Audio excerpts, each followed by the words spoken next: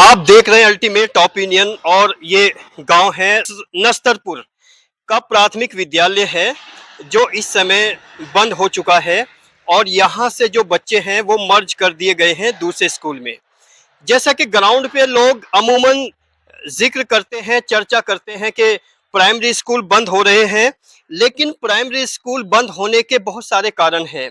ये सरकार का एक ऐसा स्टेप है जो बेटरमेंट में है, चूंकि अगर बच्चे 10 हैं वहाँ टीचर 4 हैं या बच्चे 15-20 हैं और वहाँ पर जो टीचर्स हैं वो 3 हैं 2 हैं, तो उनका जो रेशो है बहुत अलग है, बहुत डिफरेंस है।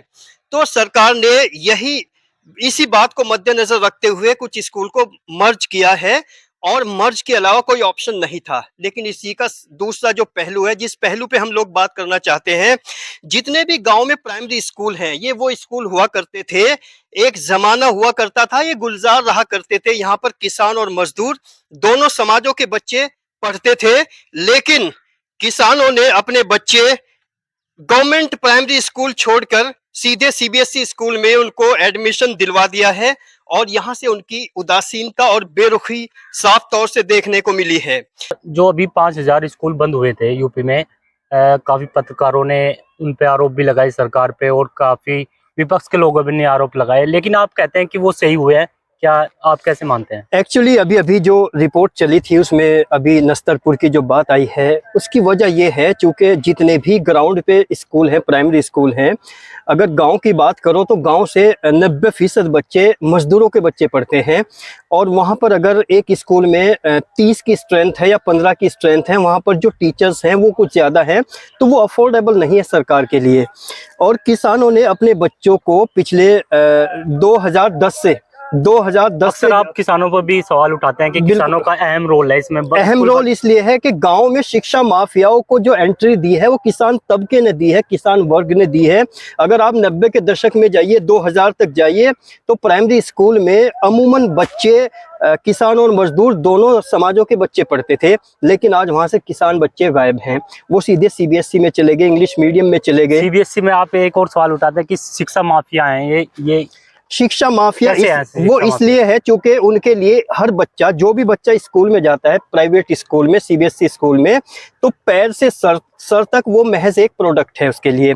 उसकी सॉक्स, उसके शूज, उसकी यूनिफॉर्म, उसका टाई बेल्ट, हर एक चीज़ उसके लिए प्रोडक्ट है। उसका इवन सिलेबस, हर चीज़ वो प्रोडक्ट के रूप में देखता है।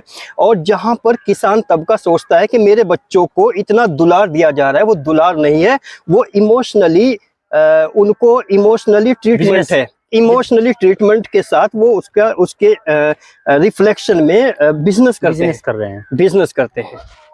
जो भी प्राइमरी स्कूल हैं, तो ये जो आप भी साथ रहते हैं, तो हमने जो ग्राउंड पे पड़ताल की है, 100% ये सही कदम है। और जिन चौपालों में बैठ के लोग कहते हैं कि सरकार स्कूल बंद कर रही है, उनके बच्चे किसी भी प्राइमरी स्कूल में नहीं पढ़ते, क्योंकि प्राइमरी स्कूल में जिन गार्जियंस के बच्चे पढ़ते हैं उनको तो डिस्कशन का वक्त ही नहीं मिलता, उनको मौका ही नहीं मिलता, इसलिए वो अपनी दिहाड़ी में। सेकंड बात मैं बताता हूँ, जो किसान है गाँव का, वो चाहता है कि मेरा बच्चा प्राइमरी स्कूल का टीचर बने, लेकिन मेरा बच्चा प्राइमरी स्कूल में पढ़ने ना जाए। ये उनकी दोगली पॉलिसी है, दोहरी नीति है, और इसलिए वो जो सरकार को ब्लेम करते हैं ना, ये उनका फ्रॉड नजरिया है, ये गलत नजरिया है, क्योंकि ये उनका बहुत गहरी पड़ताल नहीं। अभी मैं अपनी बात आगे बढ़ाता हूँ।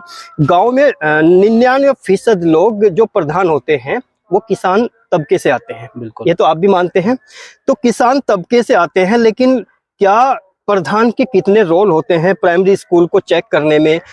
जो एक रूरल डेवलपमेंट जो होता है ना, रूरल डेवलपमेंट, जो ग्रामीण विकास आता है 73rd कॉन्स्टिट्यूशनल अमेंडमेंट एक्ट के तहत, जो पंचायती राज इंस्टीट्यूशन में रूरल डेवलपमेंट एक पोर्शन है, तो उसमें जो एजुकेशन है उसका भी एक पार्ट आता है, एम्पावरमेंट में जो एजुकेशन है। लेकिन उस एजुकेशन का मतलब प्राइवेट स्कूल से नहीं है।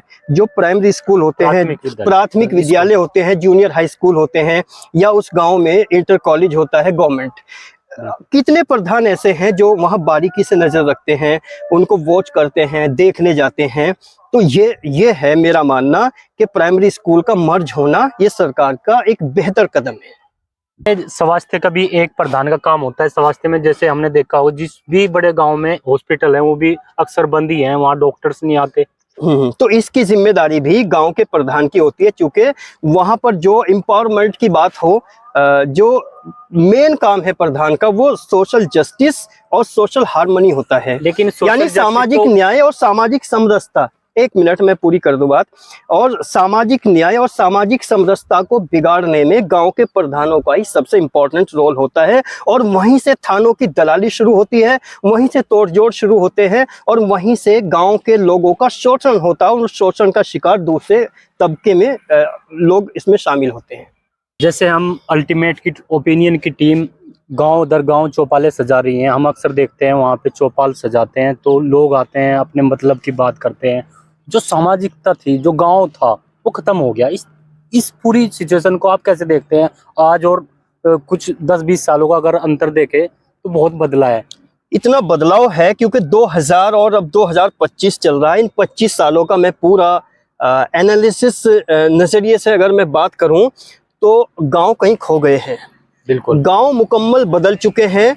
गांव में जो राजनीति है, जो सियासत है, वो इतनी है कि अभी हाल ही में अगर थोड़े धरने प्रदर्शन की बात करें, किसान यूनियन है, किसान यूनियन और किसान मजदूर संगठन, दोनों किसान और मजदूरों के संगठन है, लेकिन अगर उनके संगठन की बात करें तो वहाँ भी गांव की ऐसी पॉलिटिक्स है कि किसान यूनियन, किसान मजदूर भी वो अलग अलग बटे हुए दिखाई देते हैं। तो इसकी मेन वजह है पंचायती राज इंस्टीट्यूशन का सही इस्तेमाल ना होना। यानी गांव का जो प्रधान है, अगर प्रधान जो वोट मांगता है वो ग्रास रूट डेमोक्रेसी, जो बिल्कुल अंतिम व्यक्ति तक लोकतंत्र की महक जानी चाहिए, वो नज़र नहीं आती। अब वो तोड़ जोड़ से वोट मांगता है, अपने प्रेशर से वोट मांगता है, अपने दबाव से वोट मांगता है और अपनी चालाकियों से वोट मांगता है। जबकि पंचायती राज इंस्टीट्यूशन को इस्टेब्लिश्ड इसलिए किया था कि एक ऐसा व्यक्ति जो गांव का जिम्मेदार आदमी हो, जो सामाजिक हो, और उसमें सोशल सबसे ज़्यादा सामाजिकता को प्रेफरेंस दिया गया था। लेकिन आज वही लोग जो प्रधानी करते हैं वही अपनी पूरी फैमिली शहरों में शिफ्ट कर लेते हैं। यानी वहाँ सोशलिज्म नज़र नहीं आता, सामाजिकता नज़र नहीं आती, और जिन लोगों में सामाजिकता होती है गांव में, उनको हकीर समझते हैं, कमतर समझते हैं और उनकी औकात जीरो समझते हैं। तो यहाँ पर भी गांव के मेन जिम्मेदार लोगों ने गांव के लोकतंत्र का खात्मा किया है, जो ब्लॉक में जाके एसडीएम के सामने बैठ के, डीएम के सामने बैठ के बड़ी बड़ी डींगे हाँकते हैं। यहाँ तक कि जब वो अपने कलप लगे हुए कपड़ों में जाते हैं, अपने खादीधारी कपड़ों में जाते हैं, वहाँ पर ब्यूरोक्रेट्स को या दूसरे अधिकारियों को पूरा अपने तरीके से अपने चंगुल में फंसाने की कोशिश करते हैं। और जब गांव के अंदर कोई ब्लॉक का वो निरीक्षण होता है, कोई सर्वे होता है, तो ब्लॉक के चाहे अधिकारी हों या दूसरे कर्मचारी हों, वे प्रधान के पास जाते हैं या भूतपूर्व प्रधान के पास जाते हैं। यानी उन लोगों को बहुत इम्पोर्टेंट और बहुत ईमानदार मानते हैं।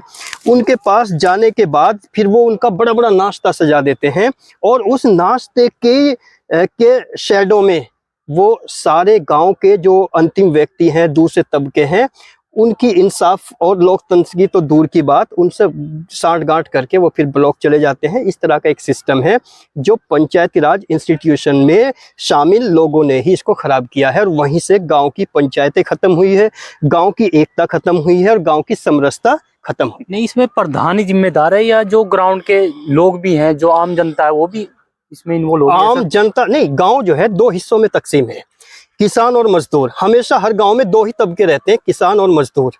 तो मजदूर को किसान अपना एक मतलब एक ऐसा पार्ट मानता है कि ये तो हमारी एक रियाया है, उसको रियाया शब्द बोला जाता है। यानी कि अगर वो मजदूर तबके से उसकी एजुकेशन अच्छी हो, उसका बैकग्राउंड अच्छा बन गया हो, माली हालत भी ठीक हो गया, तो भी वो रियाया में शामिल किया जाता है आज तक की डेट में। तो जो ये पूरा का पूरा किसान तबका है, इसमें ज़्यादातर लोग प्रधानी के दावेदार होते हैं। कोई हार जाते हैं, कोई जीत जाते हैं, तो रोल तो उन्हीं लोगों का है। उन्हीं लोगों का होता है, बिल्कुल। रोल तो बिल्कुल उन्हीं लोगों का है। तो किसान में अगर एक खानदान में 500 वोट हैं तो दूसरे खानदान में 300 वोट हैं, तीसरे खानदान में 400 वोट हैं, तो वो सारे के सारे ग्रुप बना के इलेक्शन लड़ते हैं। जब वो इलेक्शन लड़ते हैं तो राजनीति में आते हैं, तो वही राजनीति गांव को तकसीम कर देती है। इसलिए गांव का पूरा जो बेड़ा गर्क हुआ है वो ग्राम पंचायतों में जो चुनाव है इन्हीं की वजह से वो खात्मा हुआ है और इन्हीं वजह से वो खत्म हो गया है आज की डेट में।